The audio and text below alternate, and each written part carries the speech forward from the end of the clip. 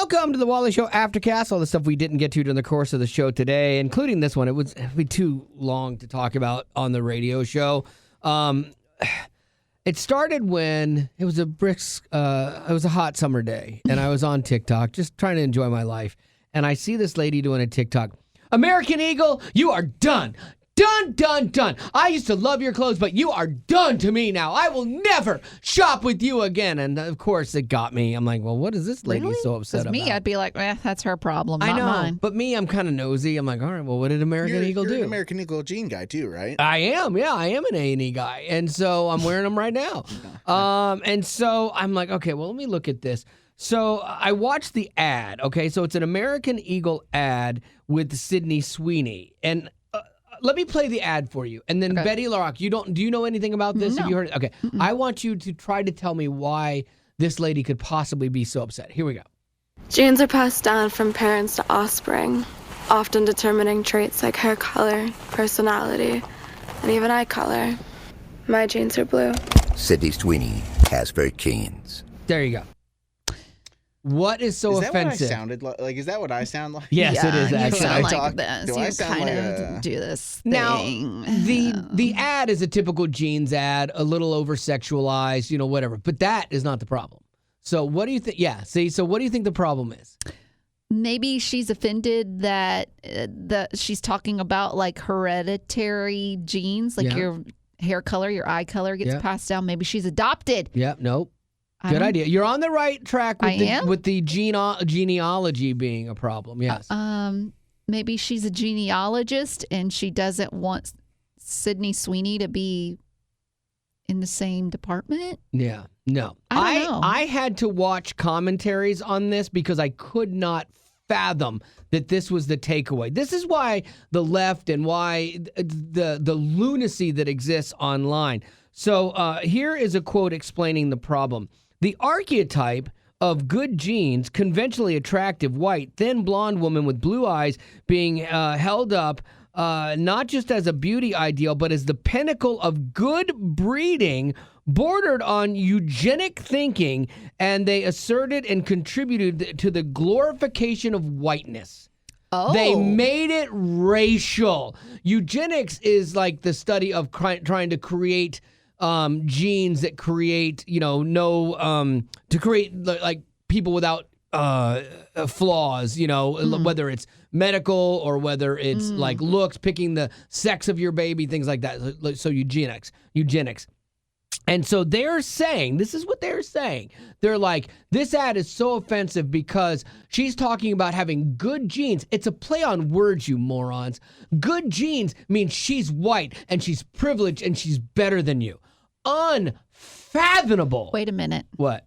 So you keep saying they, them, and all of this. This is one girl's TikTok. No. It blew up. It did? Yeah. Okay. It blew up, and then it got into all these people, like countering and being in on it. And so it's like in America, just being white is a hate crime, and being white is a problem. And it's like, okay, so now you've got to do that. Like one lady was like, you know what? Now if they do it with a bunch of other races, it'll be okay. That's not the point. This is one ad. And so now in every ad, we have to have racial diversity in every possible thing that we do. It really is like the tide is shifting racially. And I get, this is kind of what you would think too. Like, I understand. Now people are going to be like, well, you don't understand the black problem. No, I understand. Like when you see it happening like this, you're like, wait a minute. Then how is it wrong for me just to be white?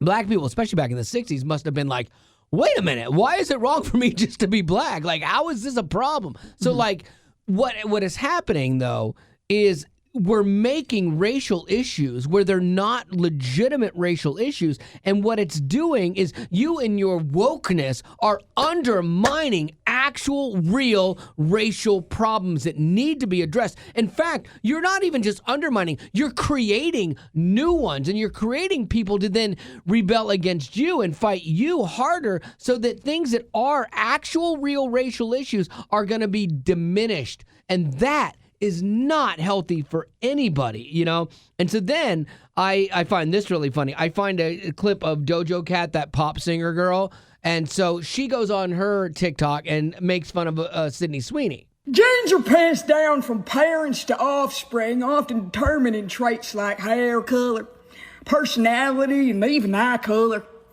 My genes are blue. So she then is making fun of Sydney Sweeney as a white redneck that is unintelligent. And so it's like, okay, now wait a minute. If someone did that to you, Dojo, with your heritage and stereotyped your heritage, you would lose your ever-loving mind. So off of an ad to sell jeans, you have gone into the racial pool and you have become that which you hate. But nobody says a word to her. No one's being, you need to pull this down. That's part of the problem. Not a peep. Because you're on the right side of history because you're not on the white side of history, you know? And that is the problem. That should be a t-shirt, actually. You know, and stuff. So I know I'll probably get some hate for that, but whatever. So the corner that we've painted ourselves into on this is crazy. But now, Rock, you think it can't get crazier? What? Let me illuminate you with more crazy. Do you know this? I don't know what's coming here. This is where it got even more ludicrous, okay? So somebody is like, this is calculated by American Eagle. Because we're talking about eugenics and we're talking about white being the perfect race, and this is the standard. Hitler. Who was Hitler's inner circle and his Gestapo? The SS. Sydney Sweeney's initials are SS. This is Aryan mentality. I mean, I cannot make this stuff up, that people have actually bought into this and we're making this claim. This is an advertising agency that's just trying to sell some jeans. And they're not trying to be nefarious. They're certainly not white supremacists. And they're like, oh, it's a play on words. Jeans. You have good genes. I have good genes, meaning my genes, you know. And so it's crazy. But this is the funny thing, because then as I started thinking about it, this is so out of left field. Especially the Hitler stuff. What if I'm ready. In this marketing meeting, they're like, hey, Jenkins, we love the good genes thing. I think it's going to get lost. And Jenkins sits back and thinks for a minute and goes, you know what? You're right. But you know what works? Controversy. What if we pay some people online to be offended and be really angry about this and say the craziest stuff? Because if we do that, then this ad is going to get a bunch of attention. Their stock went up like 17% or something like that. It just jumped. Honestly, I would not be surprised. After I've been listening to Candace Owens' podcast, I feel like everything kind of has a undercurrent it's there's always more to the story, man. I would not be surprised if they were paying people to, and I don't like that, because then it's manipulative. Yes. Which is the point of media. Not that. I just hate that they're getting people all riled up. It's like we have to look for something to be angry about. Exactly. And it's just frustrating. Just to sell some jeans, which honestly, if you've ever worn American Eagle jeans, they sell themselves. They are so good. They're skinny jeans, the best. Just the right amount of stretch, not too much. Next time you do the commercial. I would. I could. But if I'm Sydney Sweeney, I'm laughing about this. Yeah, this is But hilarious. I guarantee you she's not, unless it was all a thing. Because now she, as just a model or whoever I don't even know anything about her. But like, she then becomes the face of this backlash, and she's like, I was just getting paid to model I was jeans. handed a script. Yeah, exactly. I had nothing to do with this. Well, you need to do the work. You need to think about this stuff before you put your name on it. I swear to you, this has to be something that was contrived in Madison Avenue in New York. This has to be, because it is so ludicrous. If it is not, and it really is people being this dumb, oh, I fear for our country. I fear for our future. I just feel like they're bored. Yeah. Like, it feels like you aren't someone unless you have something crazy to say. And this does feel like they had to think hard about being offended. Like, I feel like you have to think hard about being offended by this. This is just nuts. And it's one of those things that it doesn't stop. It just keeps going, and it will probably go on for eternity or until the Lord comes back. Speaking of eternity, Betty Rock had a new movie trailer that she and Gavin both saw that I have not seen, because we go to a movie once a month as a show and just kind of get out and just kind of have some fun. And this is a movie that you are considering putting up for the next choice. When is it, it's supposed to be a rom-com, which I like that. I'm interested to see how they're going to turn it into a rom-com because it is about death and about eternity. So what it is I had all the notes written out and all my notes were deleted, so I apologize. I'm going off of my memory here. But Elizabeth Olsen, so she's the younger sister of the Olsen twins. She's starring in it. I knew the name and I couldn't. I'm like, why can't I place that? She looks just like them. It's wild. creepy. Yeah. Really? I don't know how much younger she is, but she looks, Anyway, she is playing the main role in this movie called Eternity. And what it is she dies, but through her first love, when she gets to heaven, I guess in heaven, in their version of heaven, you have to choose who you're going to spend eternity with. Oh. Okay? And so she can choose to either spend it with her first love who died in war. Okay. Or she can spend it with the guy that she married. Ooh, tough call. That's a big one. This is The issue is the guy that died, her first love, he's been waiting for decades for her to get there. reunite with her. Eternity. Wow. And like in eternity, money's not an issue. So you're not like, okay, I'll take the guy that's got more money. So that wipes that off. I don't know. So really, you're going to take... how's this going to end? Yeah. I don't know. Who has dad bod? Like, that's what I would look at. Neither of them do. Well, but here's some audio from the trailer. I wanted you to have a life, but I wanted us to have a chance to have one too. Me too. That's so romantic. I can be romantic. I don't care where we end up, just as long as we're together. You're going to have to remind her of why she fell in love with you. Yeah. Knowing you're happy makes me happy. Eternity is a long time to have regrets.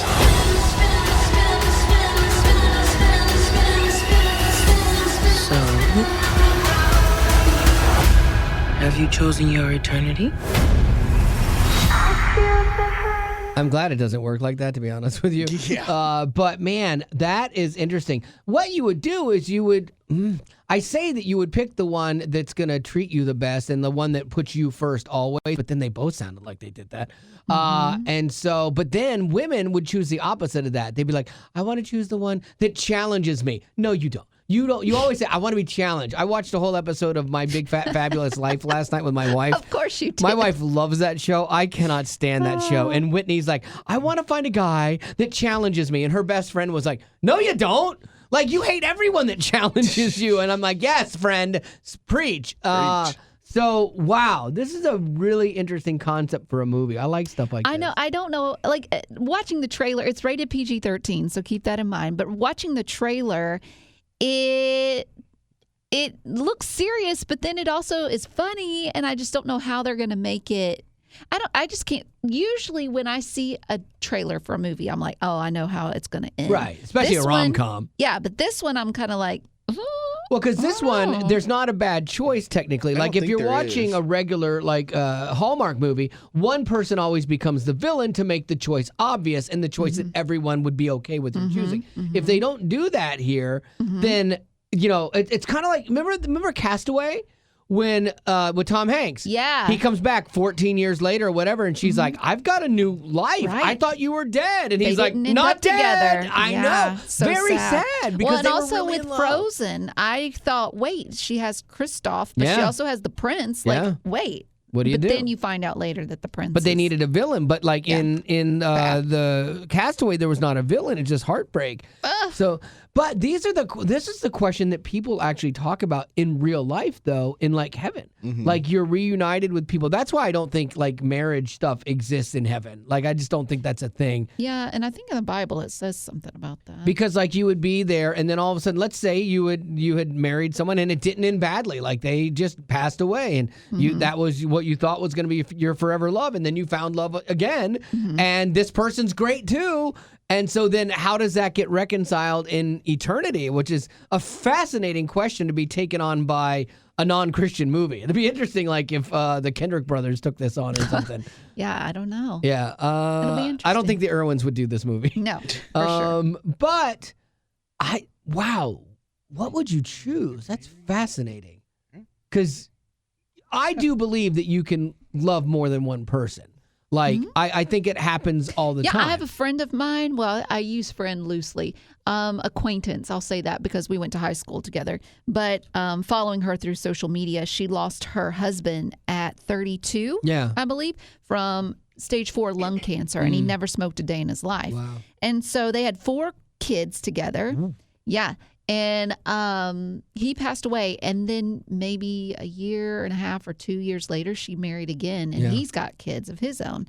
So in this situation, that would be real. Like, he was a good guy, and I'm sure this guy that she married for the second time is a good guy too. And I love the fact that she has been able to find love twice. That'd be hard. Really great. Yeah, for you her. love that. Sorry. That would be hard to like be the guy fighting the ghost of the hero husband that passed away. Because like you're like, how do I fight against that? When the guy's a bad guy, it's easy. But if he's not, and you think about it too, like if somebody like say at 32, you could have a 40-year plus marriage with a whole nother person. You know, that would be a longer marriage. Yeah, than I mean, the first one. Yeah, exactly. So I mean, is it possible to fall in love twice or 3 or 4 times? The key is timing. You can't do it when you're still with somebody. But no, seriously, you can't, Rock. I like Coldplay. I was just wondering where you were going with that. But I do like sometimes I don't think women always want to hear that. Like women want to hear that you are the one for me. You're the only person in this universe. God brought us together. There's nobody else. And it's always awkward. Like when my wife will go, if you die, I will not remarry. She actually do you think she believes that? I do. She says it. I do. Out there because I'm amazing. Maybe like the work of typically marriage. that is how it goes. Like women, if they're widowed, they don't remarry. They remain. But men will. See, like my sister-in-law. Because they need a babysitter. Yeah, my sister-in-law is 50-something. She's just under our age, and she lost Marty's brother, passed away, and she's like, "Yeah, I don't want to get married again." You know, and we have a friend, Jenny, Gabe, her husband passed away, and he was like the best guy on the planet, and she's like, I cannot see myself with anybody ever again, and so I believe that, you know. Now for you, I know it's really awkward because you could, I could, but it's not a reality that you are actively picturing, right? Like, you don't necessarily, I'm not cutting brake lines, like, yeah, but I think if I were married and my husband, and if I said, I could never see myself marrying again. And what you want to hear. And my husband said he could. I'd be like, well, wait, what is it that I'm lacking that he seems to not be able to be getting in this relationship that he thinks he could get from some other woman? Right. What? And see, that's the thought process, but that's not the reality. Well, what's the reality? The reality is I just lost something that I really loved, and it was great. Why would I not want to replicate that again for another 30 years? But that's something. Okay, but that's exactly what we're talking about. Let's say, for instance, you have what's something in your life. You have something in your life that you think cannot be better. Right. Like what's something that is, if the house were burning down, you would grab it because it's that important to you. Besides my people, wife. Right. Okay. A belonging. I don't know. You know, I'm probably my grandfather's guitar, my laptop, because it's got all my life on it. You know, probably. Okay, but like I was thinking, for instance, George Washington watch. Okay. Yeah. That is a one of a kind thing. See, you cannot replicate George Washington's watch. Yes. Okay. But you can get another watch. But it's not going to be as good. No, you're comparing Marty and your relationship to just a watch you can buy at another Walmart. Watch. Yeah, I can buy another watch, an Armatron. No, that's hurtful. Well, I don't mean it to be hurtful, but what I'm saying is... Well, I know you don't mean it, but it is. Well, and I think that's the truth. The idea with marriage is that, yes, it is intended to be forever. But, like, when someone passes away, guess what? Like, the forever is completed. And I didn't have anything to do with that. And, like, and I hate it, and it hurts. Are you okay with your wives finding someone else? Yes, I've told her that. I hope so. I know. I told her that. She's like, I'll never remarry. I'm like, you should. Like, I would want that if it's going to make them happy. Like, yes. Here's the thing too. I could see maybe from like the woman's perspective that it's like it's just gonna be too much work to like train another man to live the life that I need him to live. Yeah. And like for Marty, it's like she can't find another harder working husband in the future. If she could find a less annoying one. Yeah, probably. She might like that. Might be a nice change of pace. She's like, as long as you can get me to Disney, we're good. Yeah, she marries Mickey. Like, wait a minute, what? Yeah, the thing about it is you're not trade. I think you're viewing it as almost like trading up, and it's like, oh, I found something better because this was lacking. No, I found something different. I found something different. I don't see it as trading up. I see it as you even think it's something that can be replicated. No, I didn't say it's replicated. Hurtful. I didn't say that she could be replicated or something as great as who she is in our marriages, but it's something that, like, marriage to me, being married, I've enjoyed. And so they say, there's a study that says that guys who are in happy marriages tend to remarry quicker because they like that feeling. They like what it brings to their lives, and so they seek it out. Well, maybe, but they seek it out. Or maybe it was just something that they enjoyed, you know? They enjoyed the companionship or what have you. Yeah, you know? I had a grandma who was... My grandpa passed away in 2015 or so, and she remarried like 2 years later. Yeah. There's an example of a woman who I think she's just like, in essence, I personally have always thought that at the end of life, with her being in like that older stage, that it just wanted to have somebody to do life with again. Like, I think that's part of the process, is that you spend so much of your life, let's say, being married to somebody, you're so used to doing your life with somebody else. That's what you want to replicate. Right. It's not that you are replicating the love of your first marriage. You're just replicating the act of living life with somebody. I think it comes down to this, because I don't want to come across as like I'm women are the only people that are right. It's not that. Feminist. A feminist. That's the word I'm looking for. I can't even be that if I don't know the name of it. Yeah, that means you're not. But I think what it comes down to is this. There was a study that we had talked about where it was like women are better at making friends than men are. Yeah. Men their friends are pretty much their spouses. And I wouldn't say that's so much the case for Gavin and Haley, but for Wally and Marty it is. That you would consider Marty your best friend. Absolutely. And without her, I don't know if you would be able to keep up with people or remember people and all that stuff. I would not. So men might be more quick to marry because that's their social circle. Exactly. And they need someone to keep them accountable. Whereas women, we have our groups, we have our friends, and so you got your Bible studies, you got your book groups. So we don't need a man to keep us. Like my mom going. was married to my dad over 50 years. They had a great marriage, and then when he died, she obviously is not going to marry again. She's 83, but she is so active in all of her friend groups and stuff like that. Like it keeps her busy, it keeps her happy, you know. And but like, I don't think he would have done that. Like, he would have gone and played golf, you know, and stuff like that. But like, he wouldn't have been involved with all of those things.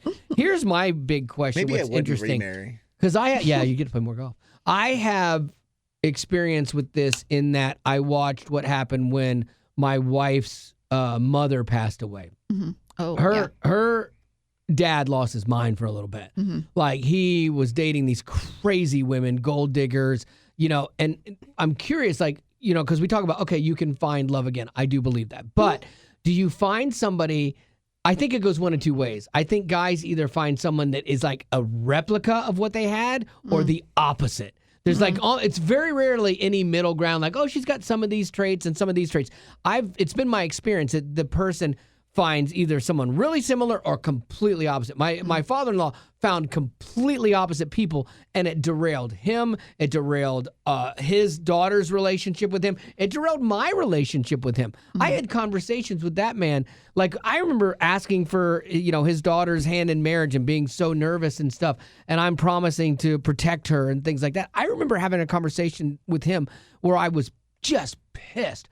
And I said, all those years ago, I sat in that room and I told you I was going to protect your daughter. And I'm pissed that you're making me protect her from you. And it was like, and I was, it was such a bad day. Because I had nothing but respect for this guy. Yeah. You know, like, he'd always been so good to us. And again, it was a blip. He lost his mind. He lost his way. And fortunately, the good Lord he got back on track in all of those relationships. Because I can heal relationships. When there's genuine reconciliation, it's not a problem. And so fortunately, he and I and he and his daughter and his kids, his son, everybody was reconciled. And we had good years until he passed away. But I do find it fascinating that the people that try something different and does it work, because a lot of times I don't think it does. Because it's that thing you think you want. Oh, my wife was never this. This is kind of what you're talking about, not the dysfunction, but the deficiency. Oh, she was never this, so I'm going to seek out this now. Now, for some people, it might work. I mean, they might find that I had 30 years of this. I want 30 years of, another 30 years of a woman that knows where she wants to go to lunch after church. Maybe. That might be the one thing that I do. Like, if my wife dies, that will be my only criteria. I don't care how much you make. I don't care what you did for a living, how many kids you have. I don't care how much you weigh, what you look like, none of that. I just care that you can make a decision about lunch after church. Oh, my word. That's it. And that you don't just randomly take things off the list because one bite of it was weird. Yeah. I will agree with you on that. That's a little crazy. How do you think Haley would feel if you remarried? Would she be offended?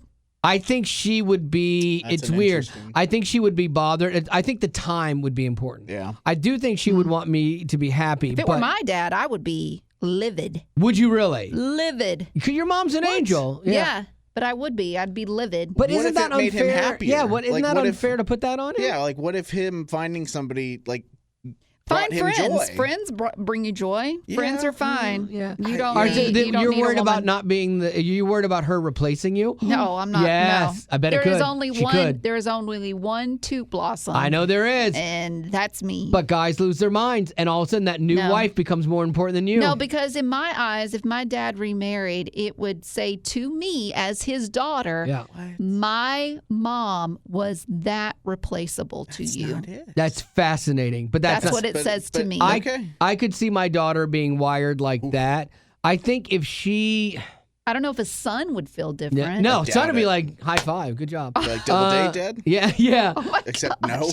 It wouldn't bother you that you would say, like Gavin, your dad decided that he was going to remarry. It's all timing. Yeah. But that wouldn't offend you for your mom's sake? He comes Do you in. think it would for your sister? He comes up to me. I don't know. No, I don't think so. I think if he came up to me, he's like, Gavin. At the funeral. That's a problem. Like, Dad, why? Stop talking. Yeah, you don't bring a date to Mom's funeral. Like that. See, that's a problem. That is a problem. A big problem. I don't think it would bother me at all, though. But again, if it were, maybe if it was in the same year and my grief for my mom passing was still very fresh, then I'd be like, how dare you? But like, if I had years and was able to, not let go of, but I was in a good place mentally with it, and he was like, hey, I have met somebody. Like, man, I'm happy for you, because I have experienced the joy of finding someone that I love.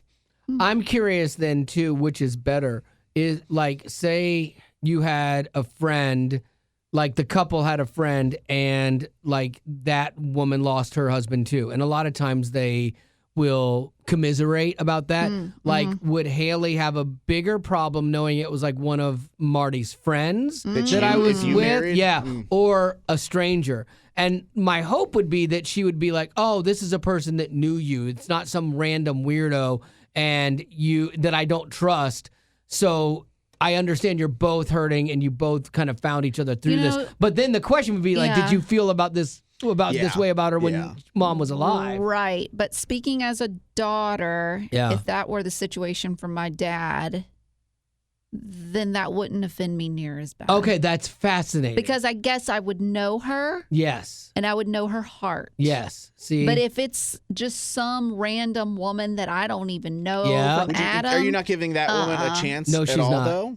Like to get to know you, for you to be like, oh my gosh, you're an amazing person. I have enough Jesus in me to give her a chance, but it is very slim. Yeah. She could mess up real easy. Easy. One word, one. Yeah. Yep. Any little argument. And if she expects me to celebrate her on Mother's Day, no. she's got another thing coming. That is a thing. There's a no. No kid should theoretically. Because that's my mama. Yeah. That's interesting. I don't know. It's a fascinating conversation. Yeah. Again. Would you celebrate her birthday? Yeah. Okay, that's good. If she's nice to me. Would you celebrate any birthdays like right now? Oh, nice. Wait, I have one more question. Okay. Because I do have. You sound like Anna Delvey. I know, man. She asked me to segue, then I segue, and then you. But I have one more question. Go.